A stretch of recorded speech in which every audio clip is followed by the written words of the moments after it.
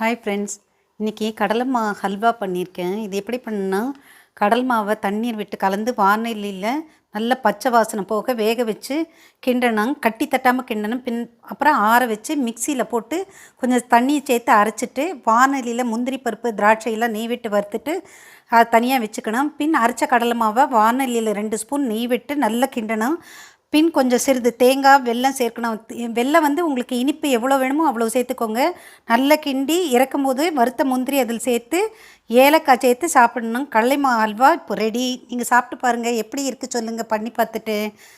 அதுக்கப்புறம் நான் சுரக்காய் அடை பண்ணியிருக்கேன். சுரக்காய் அடை எப்படி பண்ணுன்னா, சுரக்காய் தோல் சீவிட்டு துருவி பூண்டு, பச்சை மிளகாய், இஞ்சி சேர்த்து துருதுருன்னு மிக்சியில் அரைச்சி அதையும் போட்டு கொத்தமல்லி இலை, கருவேப்பிலை பையனாக கட் பண்ணி போட்டு சிறிது வெங்காயம், ஜீரகம் சேர்த்து உப்பு போட்டு மஞ்சள் பொடி போட்டு நன்கு கலந்து ரொட்டி மாவு மாதிரி அதை விட கொஞ்சம் லூஸாக தண்ணீர் விட்டு பிசையணும்.